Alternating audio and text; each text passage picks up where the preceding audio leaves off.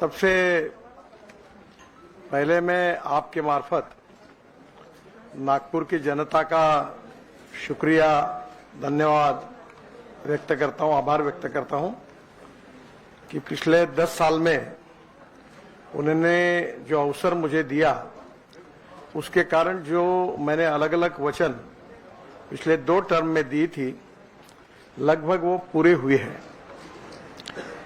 नागपुर का ये जो वचननामा है इसके लिए गिरीश जी, जयप्रकाश जी इन्होंने मिलकर अपनी एक टीम बनाई थी और हमने आउटसोर्स करके लोगों से भी सुझाव मांगे थे और वो सुझाव लाकर ये वचननामा फाइनल हुआ है।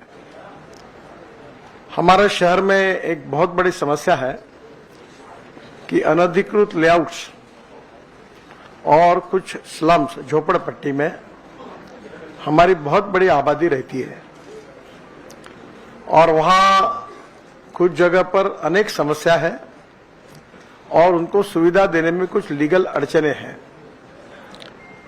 मुझे बड़ी खुशी हुई है कि देश की पहली और महाराष्ट्र की भी पहली ऐसी एक योजना हमने तैयार की थी और वो योजना का पायलट प्रोजेक्ट पहला था बांग्लादेश में 3,500 घर है और करीब 25 से 30 हजार लोग वहां रहते हैं। आप में से अनेक लोग नए होने के कारण शायद उनको पूरा इतिहास नहीं मालूम होगा। ये सुप्रीम कोर्ट तक ये नाइक तालाब यानी नाइक परिवार की जमीन थी और सुप्रीम कोर्ट में वो जीते हैं नाइक, और सुप्रीम कोर्ट ने ये ऑर्डर दिया था कि ये बस्ती खाली करो। ये जो भारत और पाकिस्तान का युद्ध हुआ था तब बांग्लादेश से जो शरणार्थी आए थे उनके लिए वो जगह दी थी और बाद में वहां लोग रहने लगे और सुप्रीम कोर्ट ने ऑर्डर दिया था कि इसको वेकेंट करो। और पुलिस कमिश्नर, म्यूनिसिपल कमिश्नर और कलेक्टर ने एफिडेविट करके सुप्रीम कोर्ट में ये कहा था कि ये कानून और व्यवस्था का सवाल है, हम इसको इम्प्लीमेंट करने में हमको अड़चन है, ऐसा एफिडेविट उन्होंने सबमिट किया था। ये जब समस्या का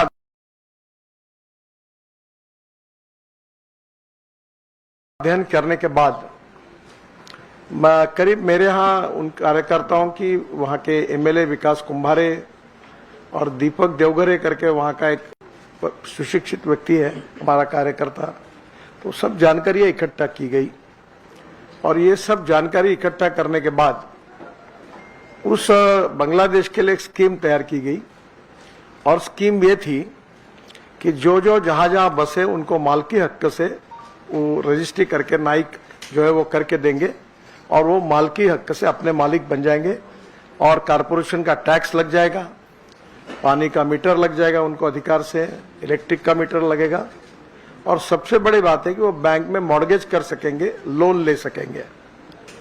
और इसमें बहुत अड़चने आई और आदरणीय देवेंद्र जी मुख्यमंत्री थे तो इसकी रजिस्ट्री करने के लिए इनकम टैक्स ने ऐसा स्टैंड लिया कि इसमें रेडी रेकनर के हिसाब से इसका रेट पक्का करके फिर इसके रजिस्ट्री की आपको रॉयल्टी, ये रजिस्ट्री की फी भरनी पड़ेगी।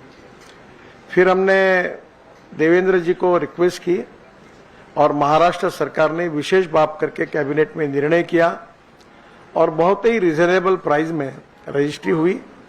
और इनकम टैक्स का जो प्रॉब्लम था उसके लिए सीबीडीटी के चेयरमैन काफी 5-7 बार दिल्ली मीटिंग हुई।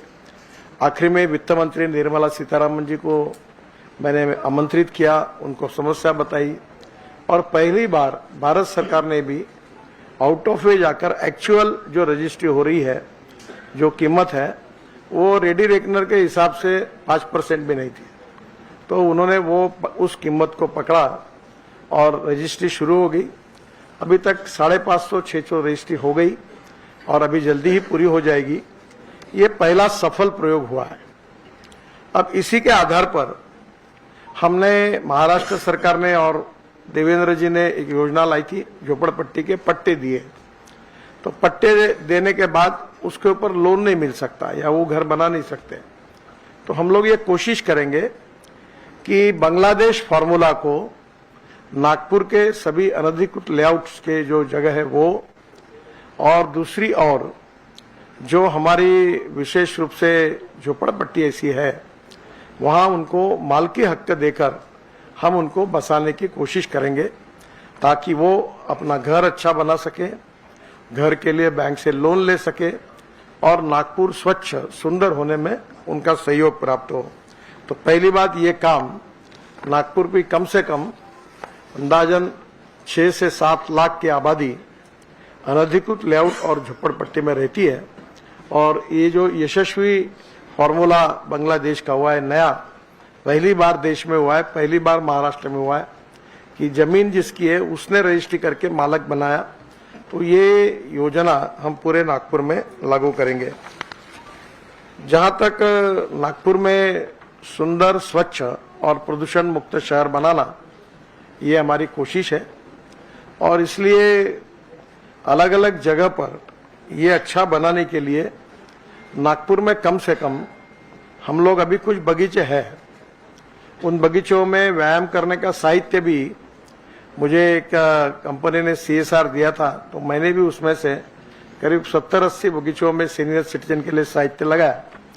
पर ये बगीचे जिस स्टैंडर्ड के है उतने नहीं है, तो हम ये कोशिश करेंगे कि नागपुर में कम से कम 100 अच्छे बगीचे जो सभी प्रकार से आकर्षण का केंद्र हो, लोग वहां जा सके, ऐसे कुछ बगीचों में सुधार करेंगे, कुछ नए निर्माण करेंगे और कुछ जगह प्लांटेशन करेंगे, ऐसे बगीचे बनाएंगे।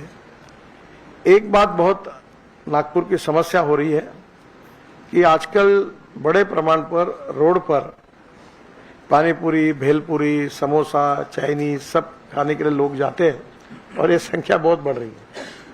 पोहा वाले के भी धंधे लाखों करोड़ों में होने लगे, ताकि पोहा के, तो वो लोग वही खाते। हेल्थ और हाइजेनिक पॉइंट ऑफ व्यू अच्छा रही है। तो अभी इस समय हमारे डेवलपमेंट प्लान में ऐसी कोई प्रोविजन नहीं है कि जो हम लोग फ्रूट वेजिटेबल मार्केट्स, उसके साथ इस प्रकार का फूड मॉल तैयार करें। तो ऐसे भी कुछ योजनाएं हमने तैयार की है।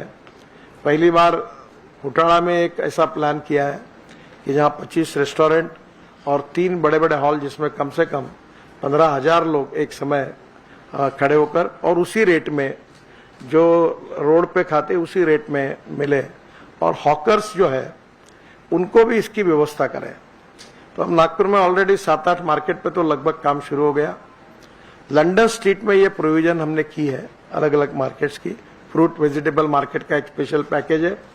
महाराष्ट्र सरकार से उसको 100 करोड़ का अनुदान भी मांगा है, शायद मिलेगा। और अंडरग्राउंड पार्किंग होगी, नीट एंड क्लीन होंगे और ये सब मार्केट लोगों को फ्रूट वेजिटेबल्स और इसकी सब की सुविधा होगी।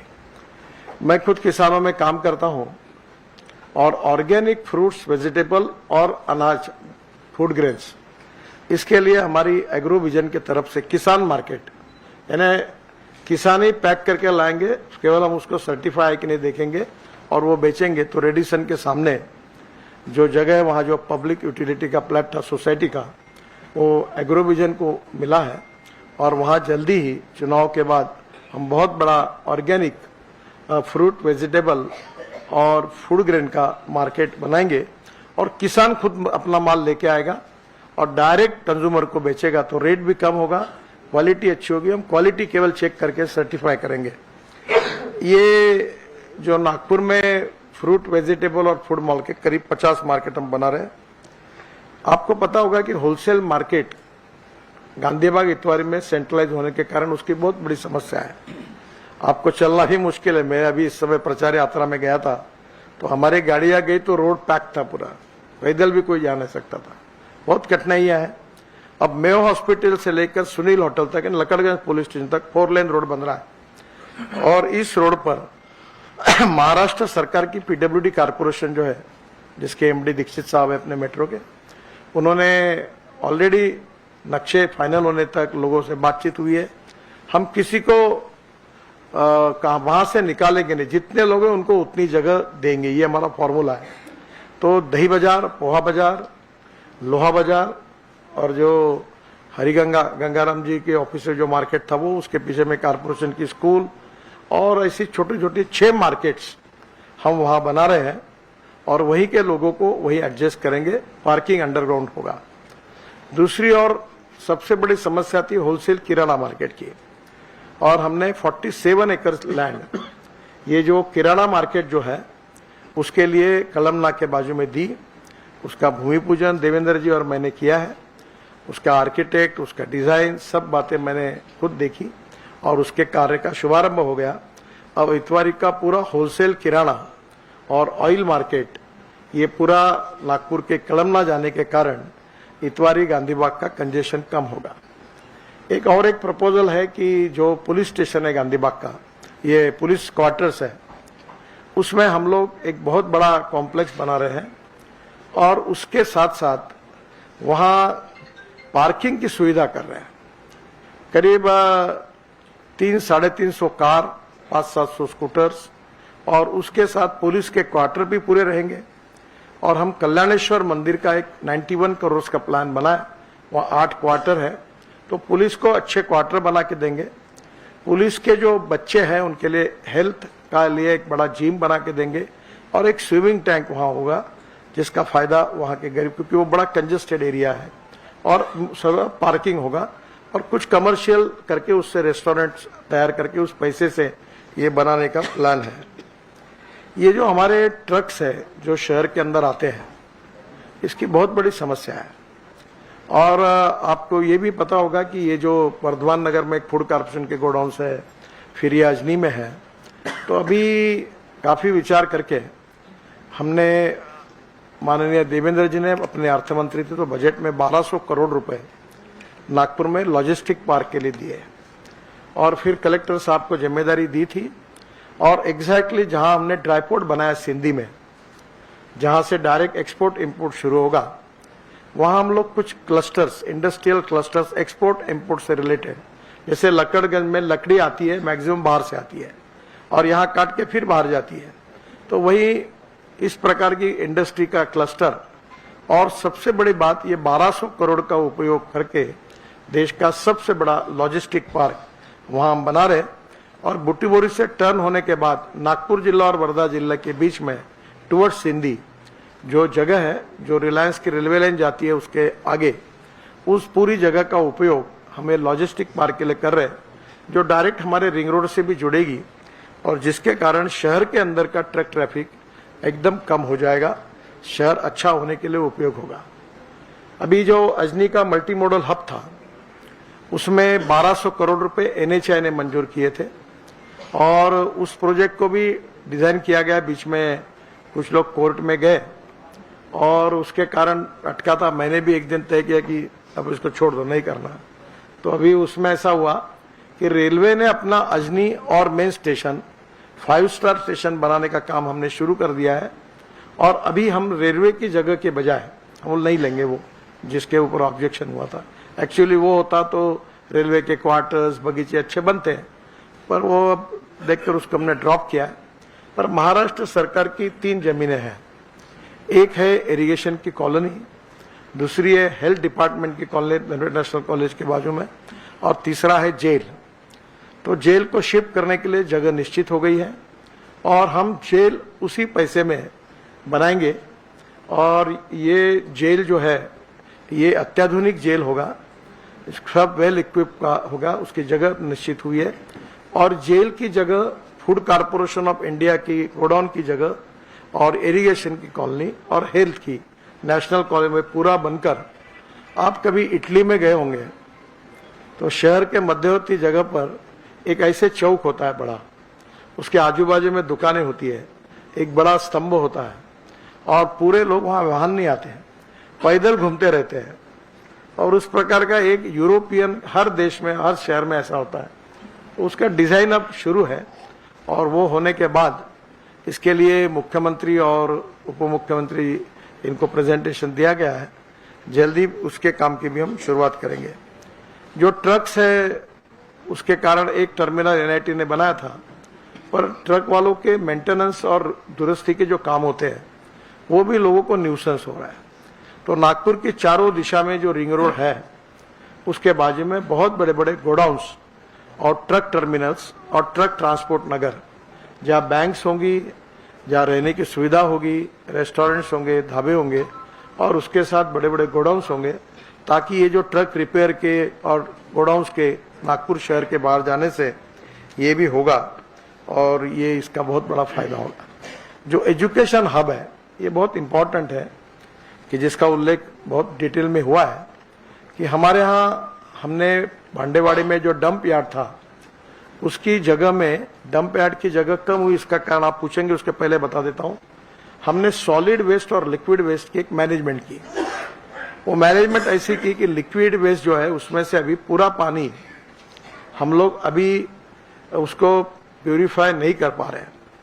वो मर्यादित है, 300 mld तक है और आने वाले समय में हमारे यहाँ करीब 800 mld पानी शहर में आता है।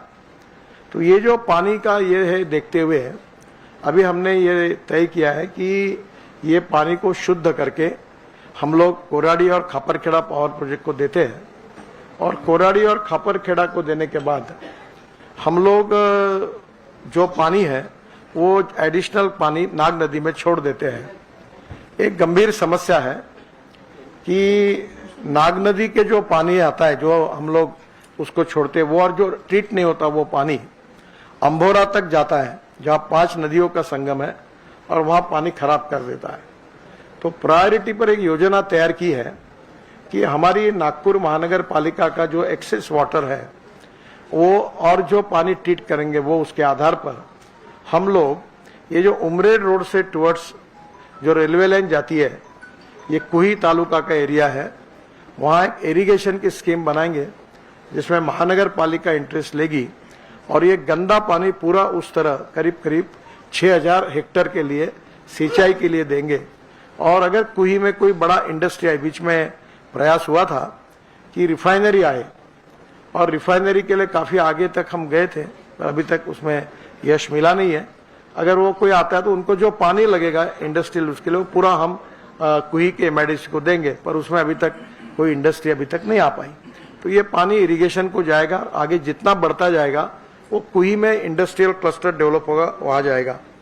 अब ये जो कचरा था, ये कचरा नागपुर शहर का उठाने के लिए हम 500 रुपए टन, 250 रुपए टन टिपिंग फी देते थे।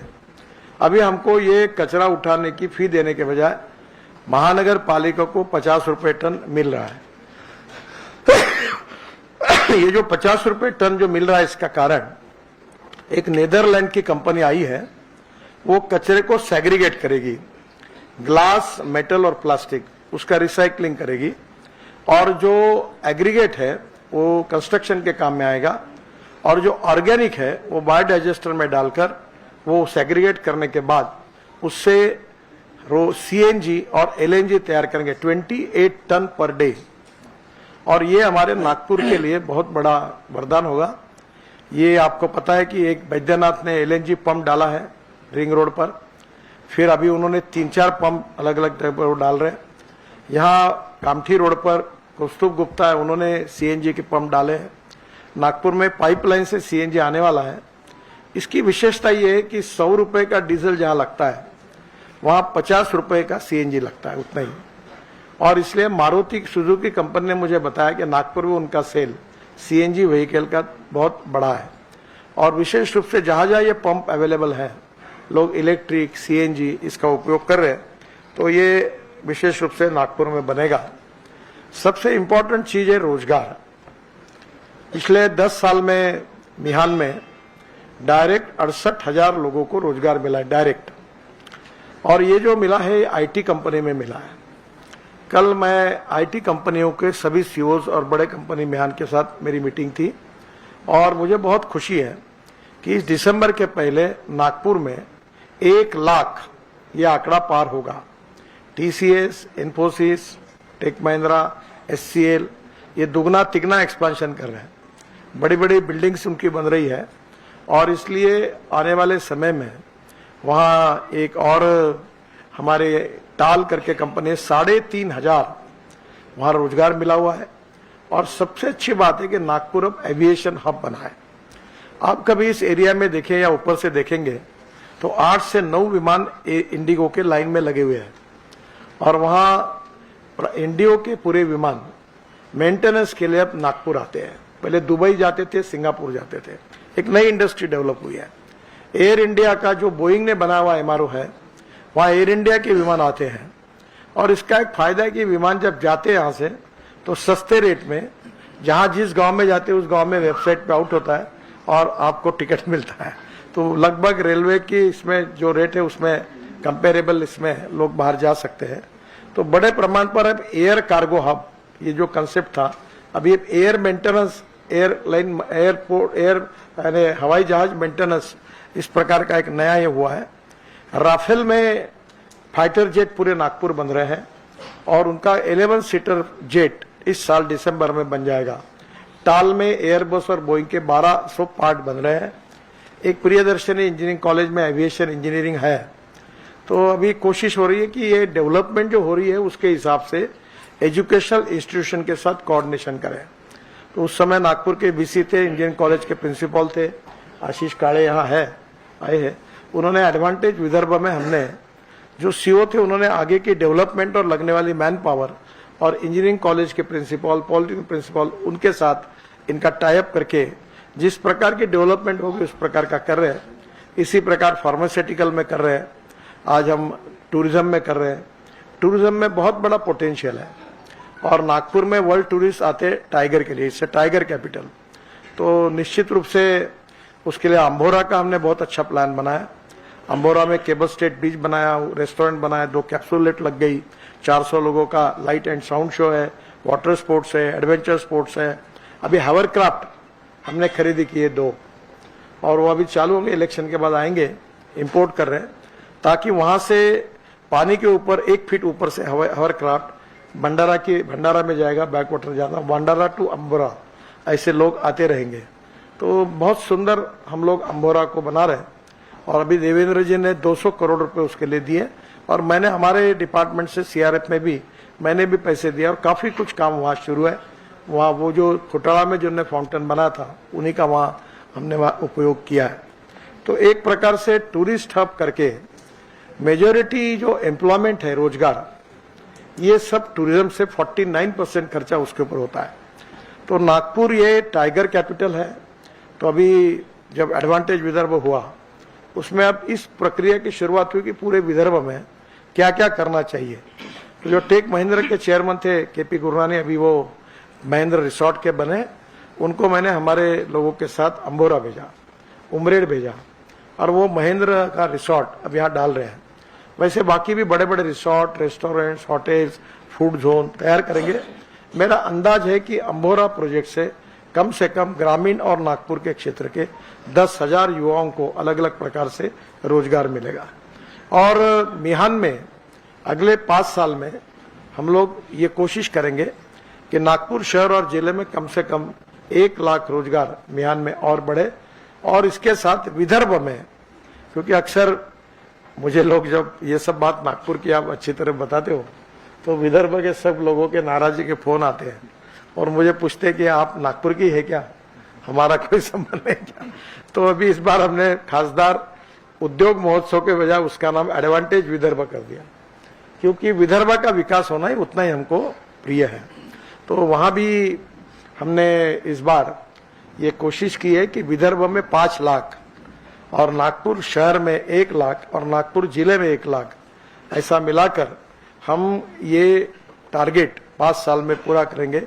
और इसके लिए बहुत अच्छा प्लानिंग, कोल से क्या करना, टूरिज्म में क्या करना, मैग्नीज में क्या करना, ये सब बातों का एक डिटेल, ये अभी इसमें तो देना संभव नहीं हुआ, पर ये सब उसमें एडवांटेज विदर्भ ये इसके लिए कैटेलिस्ट करके काम कर रहा है। एक नागपुर की वाटर सिस्टम है, उसमें अभी 89 हमने टैंक्स बनाए और सिस्टम को सुधारा। बहुत जगह नागपुर इस समय खोदा जा रहा है क्योंकि हम पाइपलाइन डाल रहे हैं। तो नेचुरली नागपुर में पाइपलाइन डालकर हम लोग बड़े प्रमाण पर जो अनधिकृत लेआउट से जहां टैंकर से पानी पुरोठा करना पड़ता है, काफी टैंकर बंद हो गए। और अभी हमने हमारे यहाँ जो कंपनी का, उनका एक पूरा स्क्रीन पर एक पूरा ये तैयार है कि कहाँ कितना पानी जा रहा, कहाँ कम है।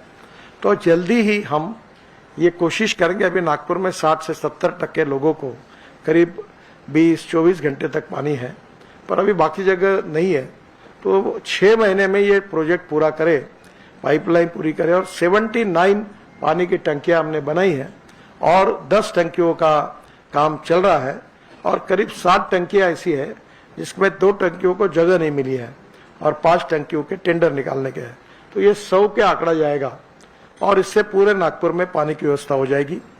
पानी में हमारे यहाँ सबसे अच्छी बात हुई कि कनान का हमारे जो पानी है उसका एक्सपांशन, हमने बंधारा बनाया तो वहां से हमको 150 MLD पानी मिलता है। जो पानी सबसे इम्पोर्टेंट काम हुआ कि तोतलाडोह में पावर जनरेट होती है और वो पानी आता है पेंच में, और पेंच का पानी आता है पाइपलाइन से, नागपुर महानगर पालिका लेती है। तो वो पानी में फ्लो मीटर ही नहीं था, इरिगेशन वैसे ही पैसे लेती थी। अब फ्लो मीटर हमने लगाया और पेंच से लेकर गोरेवाड़ा तक हमने 1300 करोड़ खर्चा करके पाइपलाइन डाली, तो पानी जो वेस्ट होता था वो भी होना बंद हो गया। और सबसे इंपॉर्टेंट चीज है कि जो गंदा पानी है वो कोराड़ी खापरखेड़ा को देने के कारण 300 MLD उनका रिजर्वेशन कम हुआ, और जिसके कारण अब आने वाले 2070 तक नागपुर में पानी की कोई दिक्कत नहीं है। और सबसे अच्छी बात है कि ये जो 300 MLD पानी हमने दिया उसके कारण पेंच में से अब मौदा और रामटेक ये तालुका में जो किसान चिल्लाते थे, जिसके ऊपर जायसवाल जी बार बार कहते थे ये उनकी समस्या, वो समस्या सॉल्व हो गई। अब टेल एंड तक इरिगेशन का पानी भी वहां जा रहा है। एक इम्पॉर्टेंट चीज नागपुर में यह है कि जो एयरपोर्ट है हमने संकल्प किया था और दोनों जाहिरनामे में उसका उल्लेख था। पिछले 3 साल से सुप्रीम कोर्ट ने उसके ऊपर स्टे दिया हुआ है। अब वो उसके डिटेल मेरे पास है, तो हम उम्मीद कर रहे हैं कि जल्दी वो क्लियर करे, एक तो रिजेक्ट करे या अप्रूव करे, ताकि हम आगे जा पाए। और वो एयरपोर्ट होने के बाद हम लोगों के लिए वहाँ मॉल्स बन रहे, काफी बड़ा प्लान है इंटरनेशनल एयरपोर्ट का। और उसके साथ साथ एयरपोर्ट के साथ सब स्टेशन अच्छे हुए। जो ब्रॉडगेज मेट्रो का मैंने आश्वासन दिया था, उसकी दिक्कत ये थी कि हमारे यहाँ इतना ट्रैफिक जाम है रेलवे में कि मुंबई से कलकत्ता और दिल्ली से चेन्नई ये दोनों रूट नागपुर से जाते हैं, और नागपुर टू वर्धा तो बहुत ही पैक है। और इसलिए नागपुर टू वर्धा 4 लेन कर रहे हैं हम लोग, नागपुर टू इटारसी 4 लेन कर रहे हैं, नागपुर टू गोंदिया 4 लेन कर रहे हैं, नागपुर टू इसके बाद ये जो नागपुर टू वर्षा लाइन है वो ब्रॉडगेज बन रही है। नागपुर टू रामटेक का कोई प्रॉब्लम नहीं है। तो ये सब रेलवे का जो नेटवर्क है वो डबल जब तक नहीं होता तब तक ये फ्रीक्वेंसी बढ़ाने में तकलीफ थी। इस 1 साल में ये रेलवे के 4 लेन के ट्रैक्स हो जाएंगे तो ब्रॉडगेज मेट्रो नागपुर से गोंदिया, नागपुर से चंद्रपुर, नागपुर से रामटेक, नागपुर से छिंदवाड़ा, नागपुर से बैतूल, काटोल, नरखेड़ होके, और नागपुर से नरखेड़ से अमरावती, और नागपुर वर्धा से अमरावती, और नागपुर से चंद्रपुर मल्लारशाह तक हम जोड़ेंगे। तो ये एक फास्ट मास रैपिड ट्रांसपोर्ट होगा। एक इम्पॉर्टेंट चीज है कि नागपुर का रिंग रोड 49 किलोमीटर है। इसमें हम कोशिश कर रहे हैं, देवेंद्र जी को रिक्वेस्ट किया, उन्होंने 125 करोड़ दिए है। एक इलेक्ट्रिक केबल लगाएंगे, और स्कोडा कंपनी में मैं जेकोस्लाविया गया था, उनका प्लांट लाने के बारे में भी बहुत कोशिश कर रहे हैं। ये 1, 2 या 3 बस जोड़ेगी और ये पूरी रिंग रोड पर दिन भर घूमती रहेगी। साधारण 20-20 मिनट में एक बस होगी, और जगह जगह पर मेट्रो के स्टेशन को भी ये करेगी। और जिसके कारण मुझे विश्वास है कि नागपुर की एक दिशा से दूसरी दिशा जाने का जो प्रवास है वो सस्ता भी होगा, और ये पूरे इलेक्ट्रिक पर होने के कारण इसका टिकट रेट काफी डीजल बस के तुलना में 25% सस्ता होगा। बसेस एयर कंडीशन होगी। तो ट्रांसपोर्ट में हमने पूरी चिंता की है। दोनों स्टेशन हमारे अच्छे हो रहे हैं। इतवारी स्टेशन अच्छा हो रहा है, बाद में गोधनी स्टेशन अच्छा हो रहा है, और नागपुर से वर्धा के स्टेशन भी ब्रॉडगेज मेट्रो के इसमें से हम अच्छे करेंगे। तो नागपुर का सर्वांगीण विकास होने के लिए हमने 3 और महत्वपूर्ण मुद्दे उठाए थे। एक था कल्चरल, जिसमें सुरेश भट्ट सभागृह बना। उसी प्रकार से नागपुर में वाड़ी के बाद पंजाबराव कृषि विद्यापीठ की जगह पर हम 2000 कैपेसिटी का वसंतराव नाइक इनके नाम से एक बड़ा ऑडिटोरियम बना रहे हैं, और 300 करोड़ रुपए वहां एग्रो कन्वेंशन सेंटर के लिए मंजूर हुए हैं। महाराष्ट्र सरकार ने और देवेंद्र जी ने उसमें विशेष रूप से मदद की है। उसका टेंडर निकल गया है, हम भूमि पूजन नहीं कर पाए। और जो रिंग रोड है उसके बाजू में एक 5 स्टार या 3 स्टार होटल निकाल रहे हैं, ताकि ये इंटरनेशनल कन्वेंशन जब होगा तो वर्ल्ड से लोग यहाँ आएंगे तो उधर भी व्यवस्था उनके रहने की होगी। तो ये भी एक बहुत महत्वपूर्ण बात है। और ये कन्वेंशन सेंटर अगर साल भर चला तो ये कम से कम 30,000 40,000 एम्प्लॉयमेंट कांस्टेंट क्रिएट करेगा, जो नागपुर की इकोनॉमी को बूस्ट करेगा। नागपुर में स्पोर्ट्स इवेंट हमने अच्छी की। अब एक प्रयास ये है कि नागपुर की हर विधानसभा क्षेत्र में 2 स्विमिंग टैंक और ऐसे कम से कम 12 नए हम तैयार करेंगे। हेल्थ क्लब जो है, बिहान में एक स्विमिंग टैंक और एक हेल्थ क्लब तैयार किया है, जिसमें 1500 से 2000 लोग एक समय व्यायाम कर सकेंगे और उसमें महीने का रेट केवल 500 रुपये होगा, ताकि हमारे गरीब घर के लड़के वहां आए और उसमें जाए। करीब जो 350 स्टेडियम्स हैं, कुछ रात को क्रिकेट खेलने के लिए, ऐसे उसका अध्ययन हमने किया, कुछ प्लानिंग भी किया, कुछ व्यवस्था भी की। और एनआईटी के पास जो प्लांट है जिसमें जो गंदा पानी उपलब्ध होता है, वो हम उस ग्राउंड को स्कूल, कॉलेज और महानगर पालिका और यहाँ प्लांट से जितना पानी निकलता है, नागपुर की गवर्नमेंट स्कूल हो, यूनिवर्सिटी के कॉलेजेस हो, प्राइवेट स्कूल हो और नागपुर में कंस्ट्रक्शन के लिए पानी लगता है उसके लिए हो, ये रिसाइकल किया हुआ पानी हम पूरी तरह प्लांटेशन के लिए हो, सब जगह उसका उपयोग करेंगे। मैंने खुद इनिशिएटिव लेकर नागपुर के रिंग रोड पर ग्रीन प्लांटेशन मेरे एक मित्र और मैंने किया है, बहुत सुंदर अभी हुआ है। उसी प्रकार से सब रोड पर प्लांट लगा रहे हैं। थोड़ा मैं नागपुर की जनता को अपील करता हूं कि इस प्लांट में पानी देना, इसकी रक्षा करना, उनका भी हमको सहयोग मिलेगा। एक योजना है, अभी तक उसमें कामयाबी उतनी नहीं मिली, बीच में आई थी। एनआईटी ने कोशिश की थी कि नागपुर में जिनके बड़े घर हैं और जो फ्लैट सिस्टम है, वहां कम से कम एक ऑरेंज का अच्छा पेड़ लगाए।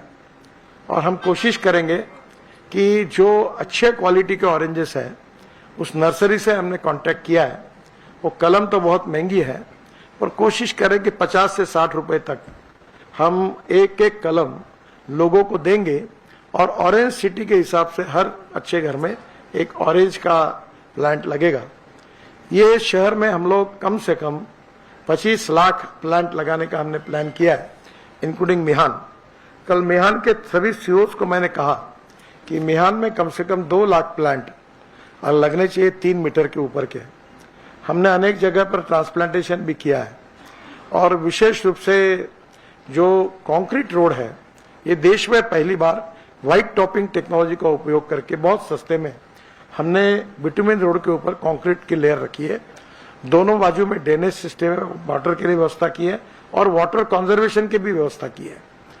और ये बहुत लोग चर्चा करते हैं कि कंक्रीट रोड क्यों बनाते हैं, इससे तो तापमान बढ़ता है।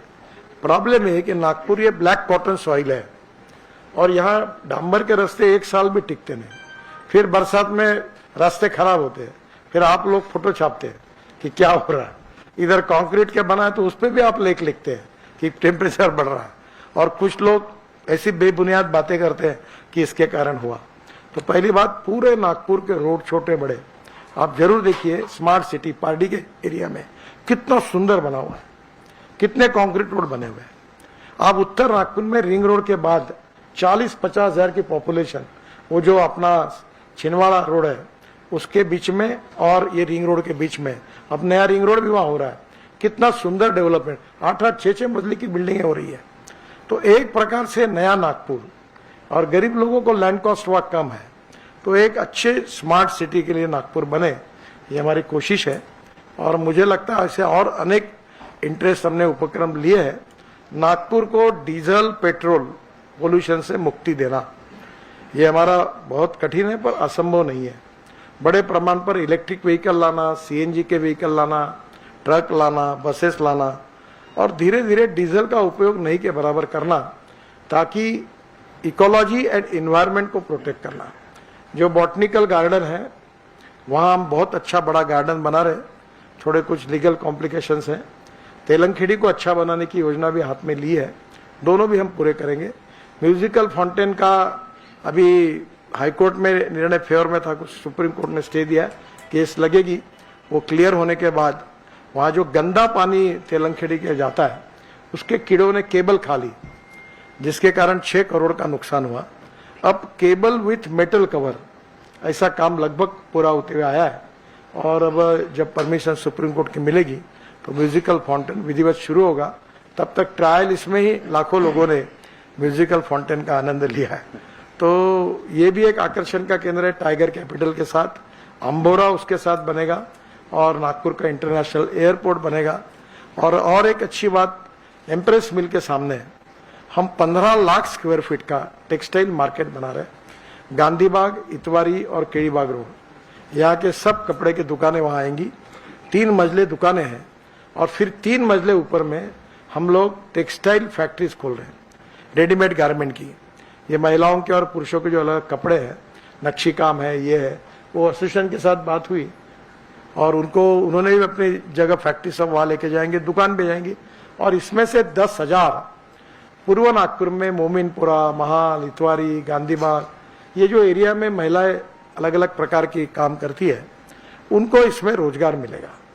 और इसलिए सांस्कृतिक महोत्सव में आपके सहयोग से आपने देखा होगा कि हमने मेहंदी लगाने का कार्यक्रम किया था। 20 रुपए जिसने लगाई मेहंदी उसने दिए, 80 रुपए हमने दिए। 36,000 महिलाओं ने मेहंदी लगाई और 370 महिला है। मुझे इसलिए मालूम हुआ कि कल वो महिलाओं की मीटिंग हुई तो उसमें करीब 150 महिला बुर्का पहनी हुई थी। तो ये 370 महिला में से 90% महिला दलित और मुस्लिम समाज की थी और उनको मेहंदी की ये कला सीखने से उनको रोजगार मिला। तो अभी वो हमारी धोटे जो है वो अभी विदेशों में जा रही महिलाओं को लेके, तो मैंने उसको बोला है कि मेहंदी निकालने का एक स्किल डेवलपमेंट ट्रेनिंग कॉलेज उसको खोलने के लिए मदद कर रहे हैं ताकि ये कला बढ़े। तो अब ऐसे बहुत सी बातें हैं कि नागपुर में अलग अलग लोगों को रोजगार कैसे मिले। हॉस्पिटलिटी का मेरे साथ भी मीटिंग हुई, मैंने उनको कहा कि वेटर्स, शेफ, इसके लिए बहुत बड़ा इंस्टीट्यूट आप बनाइए ताकि देश में हमारे लोग ट्रेन होके जाए, उनको रोजगार मिले। तो बहुत जगह पर कुछ बातों का उल्लेख इसमें हुआ है, सब डिटेल तो और भी कुछ है। केवल 2 काम जो नहीं हुए थे वो मैंने बताया, इंटरनेशनल एयरपोर्ट और ब्रॉडगेज मेट्रो, जिसका मैंने खुलासा किया है। बाकी हमने जितना कहा उससे ज्यादा किया है। अब ये तो आप पूर्व नागपुर में जाते नहीं होंगे, सब इधर ही रहते हो। ये कृष्णा खोपड़े ने 9 अंडरपास और 7 ब्रिजेस मेरे तरफ से बनाए और अभी महाराष्ट्र सरकार से बनाकर रिंग रोड पर इधर करके वो ब्रिजेस की संख्या भी 7-8 है। भाई मोहन मते जी ने भी अपने रिंग रोड पर 3 ब्रिजेस मंजूर हुए। तो नागपुर ये infrastructure wise, water, power, transport and communication सब दृष्टि से बहुत ही परिपूर्ण बना है। वर्ल्ड की इन्वेस्टमेंट नागपुर में आएगी और हम नागपुर को हिंदुस्तान का सुंदर, स्वच्छ और प्रदूषण मुक्त पहले 5 शहरों में नागपुर को लेके जाएंगे। और मुझे विश्वास है कि आप सबके सहयोग से ये पूरा होगा और इसलिए ये वचननामा है। पर एक बात का अनुभव मुझे आया, वो आखिरी मुद्दा कहकर मैं अपनी बात समाप्त करता हूं कि हेल्थ सेक्टर में हार्ट दिव्यांगों के लिए हमने पार्क बनाया देश का अच्छा। ये सब बनाने के बाद मुझे इस बात की अनुभूति इस बार चुनाव में आई कि लोगों का प्रेम और विश्वास, ये देखकर मैं हैरान हुआ। एक दोनों पैर जिसके टूटे थे वो अपने गाड़ी पर दौड़ते दौड़ते गुच्छे लेके मेरे स्वागत के लिए दौड़ रहा था। अनेक सीनियर सिटीजन, कोई 85-90 साल की थी, चलना नहीं होता था, मेरे लिए रुके थे 2-2 घंटे। तो एक बात ये अनुभूति हुई कि जो कुछ काम करते समय अपेक्षा नहीं की थी, पर लोगों का प्रेम, विश्वास, जात, पंथ, धर्म, भाषा और पार्टी इसके ऊपर उठकर जो काम किया है उसका फल मुझे इस बार ये प्रचार यात्रा के दरमियान देखने के लिए मिला। सब समाज के, सब जाति के, सब धर्म के लोग रास्ते पर आकर दिल में खुशी से चेहरे पर जो स्वागत कर रहे थे, वो मुझे लगता है कि वो राजनीतिक लाइफ की मेरे लिए बहुत बड़ी पूंजी है। उनका मेरे ऊपर, हमारे पार्टी पर, हमारे अलायंस के ऊपर जो लोगों का प्रेम था, वो उसके लिए मैं अपना ऋण व्यक्त करता हूं। और इन लोगों का ऋण व्यक्त करने के लिए मैं विश्वास देता हूं कि जो कुछ 10 साल में काम हुआ वो तो ट्रेलर था, और आगे जाकर रोजगार से लेकर सुंदर स्वच्छ शहर तक सब प्रकार की सुविधाएं, उसमें लो कॉस्ट हाउसिंग है, प्रधानमंत्री आवास योजना है, बहुत सी बातें मैं बता नहीं पाया। ये सब बातें करके हम नागपुर को दुनिया का अच्छा शहर बनाएंगे, देश का पहले 5 शहरों में नागपुर को लेके जाएंगे। ये जो वचननामा तैयार हुआ है, इसमें हमारे गिरीश व्यास बाद में जयप्रकाश गुप्ता, गिरधारी मंत्री, इसमें सब कमेटी है। उन्होंने खुद अध्ययन करके, लोगों से बातचीत करके उन्होंने ये तैयार किया है। इसमें से किए हुए कामों में कुछ आया, कुछ ताजबाग का 200 करोड़ बिल है। हमने, हमारी सरकार ने, ड्रैगन टेम्पल है हमारा टूरिस्ट सेंटर है, वर्ल्ड का बहुत सुंदर जगह है। मैं बहुत बार बार सुलेखा को धन्यवाद देता हूं। और मेरा खुद इच्छा है कि चुनाव खत्म हो बहुत दिनों से, कि 2 घंटे जाके भगवान गौतम बुद्ध के पास जाके बैठू। इतना सुंदर वहां अच्छा बनाया हुआ, वो भी उसको 200 करोड़ मिले। दीक्षा भूमि के लिए बड़े प्रमाण पर अनुदान मिला। माता कचेरी की जगह वो काम शुरू हुआ। छिचोली का काम शुरू हुआ। हमारे यहाँ ताजबाग का भी सेकंड फेज का काम शुरू हुआ। कोई अभी कल्याणेश्वर मंदिर को 91 करोड़ रुपीस का वो भी प्रपोजल तैयार हुआ। अंबोरा में बड़ा शिव मंदिर बन रहा है, वो भी पूरा हुआ। तो बोलने के लिए तो मुझे 4 घंटे लगेंगे, इसलिए आप कुछ बातें बताई है, कुछ बताने भी। लोग 1 रुपए का काम करते हैं और 10 रुपए की बात करते हैं, और हमारा प्रॉब्लम है कि हम 10 रुपए का काम करते हैं और 1 रुपए का बताते हैं। खैर, आप लोगों का प्रेम है, ये बहुत अच्छे जनता के सुझाव लेकर ये दिया है, और ये पूरे अगले 5 साल में हम पूरे करेंगे। और जैसे आज 10 साल का मैंने आपको रिपोर्ट कार्ड दिया, वैसे इसका रिपोर्ट कार्ड अगले 5 साल के बाद आपके सामने जरूर रखेंगे। बहुत बहुत धन्यवाद। नमस्कार। एक जन पूछिए, जरूर पूछिए। आपने बताया कि 79 जलकूप जो है वो बन के रेडी है, और कुछ बनने वाले, मतलब 100 संख्या हो जाएंगी टैंक्स की पानी के। अभी हाल ही में बेंगलोर में बहुत काफी जल संकट आया, लोग अपने फ्लैट और घर छोड़ के जाने लगे। दैनिक भास्कर, बड़े बड़े अखबारों में भी रिपोर्ट आई है। इसी तरह से कल पूना के भी कुछ हाल हो गए।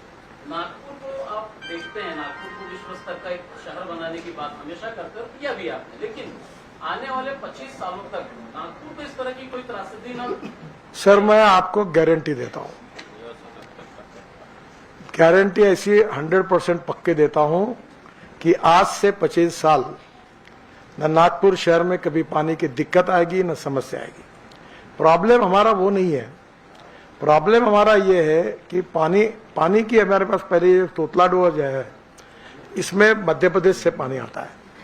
ये पहले 25%, 30% तो हमारा रोज हार्ट बीट बढ़ती थी। अभी पिछले साल ये 95% हुआ, और इस समय जब खर्चा करके अब दुबकाले में तो वो 60% था। अभी पेंच का है, कनान में हमने बंदारा बना लिया, वो भी हमारा 150-500 ml पानी है। प्रॉब्लम हमारा ये है, जो आपको बताना मैं नहीं चाहता था, पर पूछ रहे तो बता देता हूं, कि हमारे पास 750-800 ml पानी आता है, और हमारे पास 350-400 ml का हिसाब है। 400 ml पानी कहाँ घुस रहा है, किसके यहाँ जा रहा है, इसका हमको पता ही नहीं है। तो दिस इज ए प्रॉब्लम। अब उसको कंप्यूटर पर एक एक जगह पाइपलाइन डाल के कोई लीकेज है, ये है। तो मैं आपको बताता हूँ, पानी की कमी नहीं है, पानी के डिस्ट्रीब्यूशन और नियोजन की कमी थी, उसमें काफी सुधार कर रहे हैं।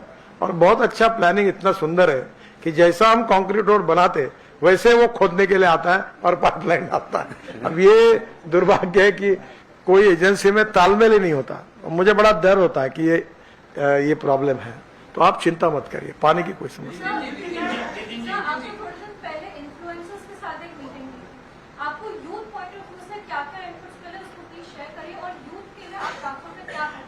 युवाओं के लिए एजुकेशन और रोजगार। अब इसके बाद नागपुर के किसी भी लड़के को उच्च शिक्षा के लिए मुंबई और पुणे जाने की जरूरत नहीं पड़ेगी। जो यूनिवर्सिटी सिम्बोसिस 10,000 बच्चे पढ़ रहे हैं, अब नर्सिंग मुंजी KG to PG यहाँ आ रहा है, और ट्रिपल IIT है। IIM नागपुर का हिंदुस्तान का अच्छा है, लॉ स्कूल है, अब ये 5 मेडिकल कॉलेजेस हैं। तो नागपुर में एजुकेशन के लिए युवाओं को अब सबसे अच्छी फैसिलिटी मिली है। दूसरी बात, माध्यमिक शिक्षण और बाल बच्चों के लिए शिक्षा, इसमें भी बहुत क्वालिटी एजुकेशन का हमने प्लानिंग किया है। कारपोरेशन की कुछ स्कूलें जो चला नहीं पाए, अभी उसमें भी दयाशंकर तिवारी जी थे, उन्होंने बहुत अच्छे अच्छे प्रयोग करके अच्छी स्कूलें चल रही है। पर अगर जहां हम नहीं कर पाएंगे, तो वहां हम लोग कोई जो स्कूल का 100% रिजल्ट है और जो पहले रेपुटेड है, उसका ट्रैक रिकॉर्ड अच्छा है, उनके साथ ज्वाइंट वेंचर करने की भी कोशिश करेंगे। तो एक तो शिक्षा है, दूसरा रोजगार है, और रोजगार के बारे में डिटेल आपको बताया। तीसरी बात, पूना, मुंबई, बेंगलोर, हैदराबाद जो लोग गए थे, वो धीरे धीरे अब नागपुर आना शुरू हुआ है। और नागपुर में जो नए लोग हुए उनको रोजगार के लिए बाहर जाने की जरूरत नहीं है। जैसे परिसर में जब पब्लिक ओपिनियन की जाती है तो आप सबसे पहली चॉइस है, 70% लोग आपके फेवर। हाँ, मोमिनपुरा में। अरे आपके मुंह में घी शक्कर।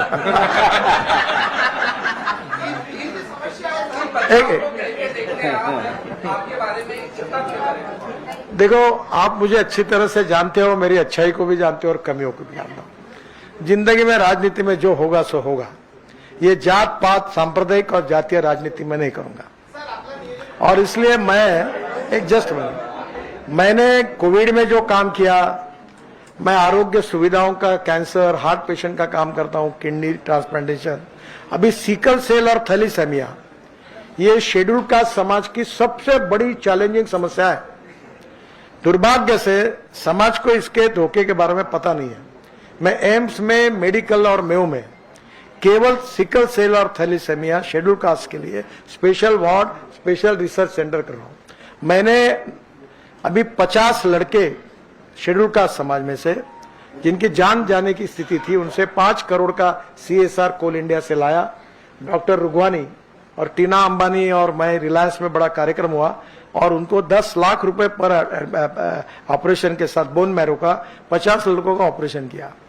तो नेचुरली ये जो कुछ मैं करता गया वो तो पॉलिटिक्स नहीं था, मेरे पास तो विदर्भ से भी लोग आते हैं, पर लोगों में जो कुछ काम हुआ उसके प्रति जो प्रेम मिला है।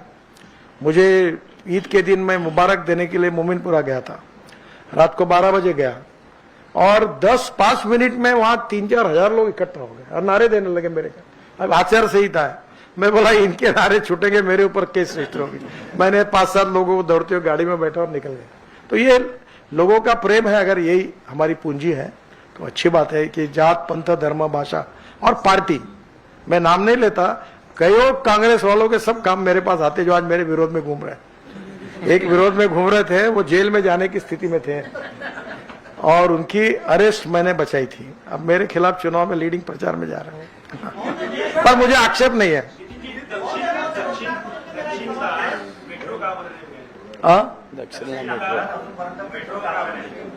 नहीं आए ने वो ऐसा है कि सब जगह मेट्रो नहीं जा सकती। मेट्रो का खर्चा पर किलोमीटर 325 करोड़ नागपुर का है। अब वो 450 करोड़ का, इतना बड़ा इन्वेस्टमेंट करना मुश्किल है। एक वो जो इलेक्ट्रिक बस की बात की ना मैंने,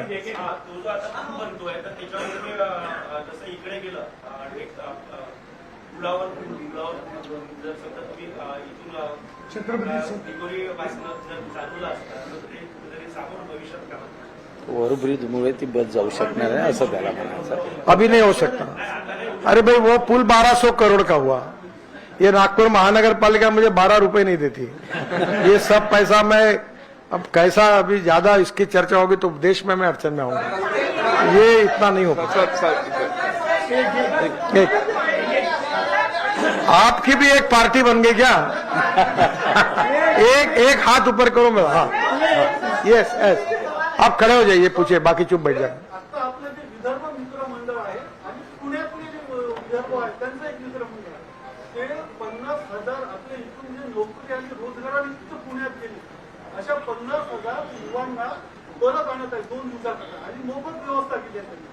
याचा अर्थ इथून 50,000 आपल्या मुलं तिकडे शिक्षण रोजगारासाठी गेले नाही। खरी गोष्ट हो आहे। का? समज यानंतर नाही झालं असं, जाऊ नये याच्यासाठी काय व्यवस्था? तेच तर सांगितलं। सिम्बॉसिस आलं इथे, मेजॉरिटी लोक कुठे, मी तुम्हाला सांगतो, MBA आणि याच्याकरता जास्त जायचे, सिम्बॉसिसला जायचे। मी स्वतः सिम्बॉसिस मध्ये माझा ऍडमिशनचा कोटा आहे सगळ्या देशात। मीच नागपूरच्या मुलांना लाईनीने सिम्बॉसिस मध्ये ऍडमिशन करून दिल्या। आता ते सगळे आता नागपूरला करायला आपण करतो, इथे करतात, त्यामुळे आता जाणार नाही। एक नागपुर के लीडिंग अखबार में आज सुबह आर्टिकल छपा है रोजगार को लेकर कि पिछले 15 वर्षों में विदर्भ में एक भी इन्वेस्टमेंट नहीं आया है। 1996 का इंडोरामा छोड़ दिया गया, तो नागपुर में भी इन्वेस्टमेंट नहीं आया, ऐसा कहना है उनका। तो आप अब उस व्यक्ति को मैं नमस्कार करता हूँ। अभी 450 करोड़ आने वाले समय यहाँ ये जो अपना मदर डेयरी का प्रोजेक्ट का काम शुरू हुआ है, 40 लाख लीटर दूध पर डे करेंगे, कम से कम 10 लाख किसानों का दूध लेंगे और यहां से पूरा वर्ल्ड में एक्सपोर्ट करेंगे। जिसका विदर्भ के इकोनॉमी को फायदा होगा। अब ऐसे बहुत से यूनिट आए हैं, खुले हैं। अब आप इस पर वो कोई कुछ लिखता है तो उसमें क्या कहना। हाँ सुरू आहे. देखो, आप इतने एक जगह बोलेंगे तो मैं प्रेस कॉन्फ्रेंस खत्म करके आपका आभार मान के जाऊंगा। आप एक एक जन हाथ ऊपर करिए, मैं बताऊंगा। हाँ बोलो, आपने पूछा है प्रश्न, आप पूछिए। एक मिनट। सर, पहाड़ी एरिया का पुलिया जो है अभी तक बना नहीं, 10 साल हो गया, वहाँ के बहुत सारे नागरिक जो है नाराज, उसके बारे में आप क्या कहेंगे? 70-80% पुल का रिलीफ मिल गया, आधा पुल इनॉग्रेट हो गया है, बाकी का पुल मैक्सिमम जून तक पूरा हो जाएगा, ओपन हो जाएगा। विकास के बारे में अभी सब पता है, आपको विकास पुरुष है, लेकिन आपके आप सांसद रहे हैं, अभी उम्मीदवार है, मूलभूत सुविधाएं जो जनता की है, नागपुर की, जैसे पानी, बिजली, इनके बिल आसमान छू रहे हैं। देखिए, नागपुर में नाग नदी पर 2400 करोड़ रुपए का प्रोजेक्ट मंजूर हुआ है। इस प्रोजेक्ट में 3 विधानसभा क्षेत्र, पूर्व नागपुर, मध्य नागपुर और पश्चिम नागपुर, इस क्षेत्र के पूरी ड्रेनेज सिस्टम नहीं बन रही है। और महानगर पालिका को यह सही बात है कि अपनी ड्रेनेज सिस्टम उतनी अच्छी नहीं है, और महानगर पालिका अपने पैसे से बाकी 3 विधानसभा क्षेत्रों में कर रही, और 6 जगह पर बहुत अच्छी सिस्टम हम लोग करेंगे, जिससे ये पूरा अच्छा होगा। नाग नदी के नीचे में पाइपलाइन डालकर ये ड्रेनेज का पानी पूरा भांडेवाड़ी जाएगा, और ये काम अब लगभग 2-3 महीने में शुरू हो जाएगा। ये ड्रेनेज का भी प्लानिंग किया है, ड्रिंकिंग वाटर का भी किया है, और बरसात में जो पानी जगह जगह पे आता है उसमें भी हम लोग अध्ययन करके उसको भी सॉल्व करेंगे। बस। हाँ, एक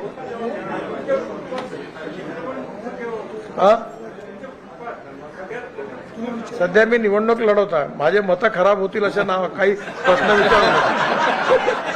सर ते मुलगी खूप व्हायची हात. अच्छा, एक वो लड़की आखिरी में, पत्रकार है आप? हाँ बोलो, एक आप बोलो। एक लेडी, आप थांबा, लेडीज। हाँ,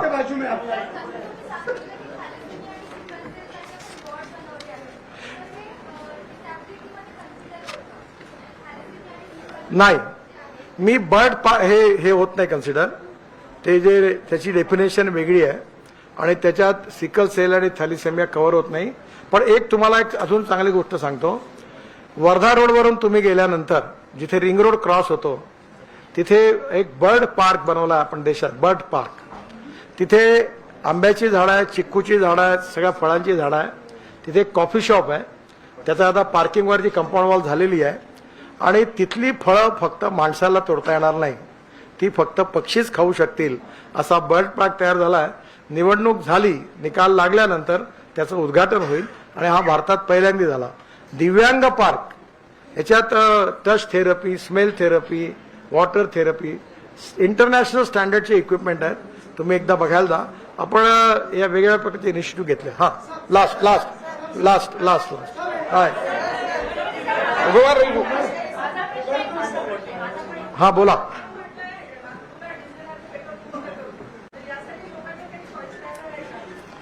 आता मी रोज याच्यावर ओरडतो, तुम्हाला माहिती नाही का? मी सांगतो की पेट्रोल डिझेलच्या गाड्या विकत घेऊ नका। 2004 पासून वन साइडेड एकतर्फी बोंबळणं सुरू आहे माझं। मी आपल्या सगळ्यांना खूप आभार मानतो, सगळ्यांना धन्यवाद देतो, आणि मला निवडणुकीत तुमचेही पण आशीर्वाद पाहिजे आणि मत पाहिजे। एक छोटासा विषय आहे, ॲडव्होकेट धानू उर्फ दादासाहेब वलथरे हे भोई समाजाचे अध्यक्ष आहेत, आणि या दादासाहेब या इकडे समोर या, समोर। वलथरे साहेबांनी माझ्या सपोर्ट करता आपलं कॅन्डिडेचर विड्रॉ केलाय आणि मला समर्थन दिलं, मी त्यांचं स्वागत करतो।